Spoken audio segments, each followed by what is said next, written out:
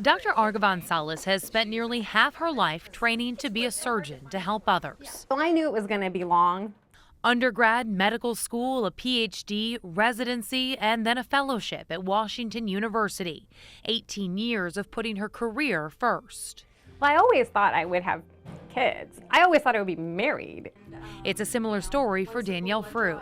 Nursing I've always had a passion for, and I've always had a passion for being with babies.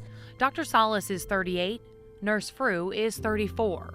They're both single, and both know they want to have a family. Some days it was kind of challenging, working in that area when you're helping a mom, deliver and being there in that time of joy, and that's not where I was personally. And it's hard. Which is why both turned to egg freezing. Freezing eggs sometimes is an attempt to protect your future and have a little bit of a backup. Egg freezing is still relatively new. The American Society for Reproductive Medicine only declassified it from experimental in 2012. Dr. Amber Cooper explains at age 35, a woman reaches what's called advanced maternal age.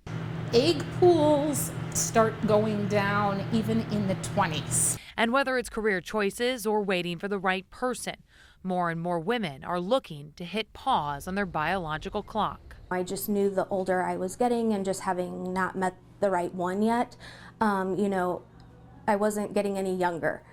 So that's why I wanted to do something for myself.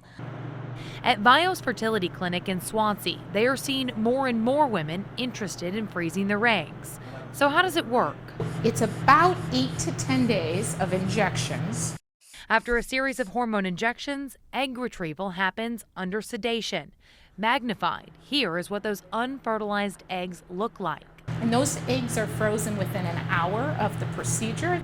The age of a woman when she freezes her eggs can have an impact on the success of eventually having a baby.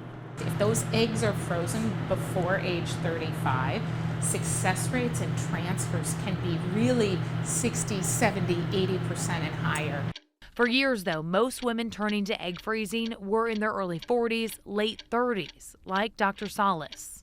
Everyone around me has these beautiful families, and I think that was why I dragged my feet even more, which was to my detriment. Even as a doctor who knows what happens to a woman's body as she ages, she waited. I think part of that was not wanting to acknowledge to myself what I perceived as a failure. Now she wishes she had started looking into the process earlier. I'm a big believer in knowledge is power. One of the things you can do is a simple blood test. I'm showing you right here. This is what's called an AMH test. And that tells us about sort of what our current egg pool is from a quantity perspective. Now, that test is not perfect. That test does not tell us can we get pregnant, yes or no. But it does give us an idea of what that egg pool is. That test is what prompted Danielle to undergo 2 cycles. I now have 20 eggs frozen, which is very exciting. But it doesn't come cheap. Each cycle can be upwards of $10,000, plus more for the hormone treatments. Each vial was about $400. For Danielle, that meant taking out a loan. It's just like paying a car payment, it's another payment, but this is something that I wanted to do. Some companies like Apple and Facebook will pay for the procedure for female employees, but cost is one reason it's simply not an option for most women. It's also an expense that won't guarantee a family. You're protecting the choice to have children at a later age. It's never a guarantee, but it's a very sort of powerful thing. The research and data is incomplete, according to the American Society for Reproductive Medicine, because the process is still so new. Researchers warn it may give women and couples a false security about their ability to have children in the future. Dr. Salas has now attempted 2 cycles to freeze her eggs. They weren't successful. So I'm going to try a third protocol. It's why she wrote an article for Time magazine with the headline, "I spent my fertile years training to be a surgeon. Now it might be too late for me to have a baby." And at the end of the day, I hope to have a long career. I hope to retire.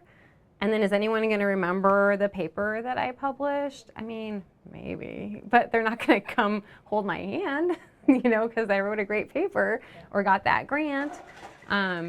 So family ultimately, I think, is what really matters to most of us.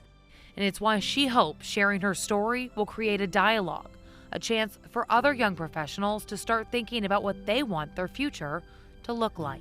If I could go back to that time and do it, I would, because nothing will ever make up for not being able to have your children.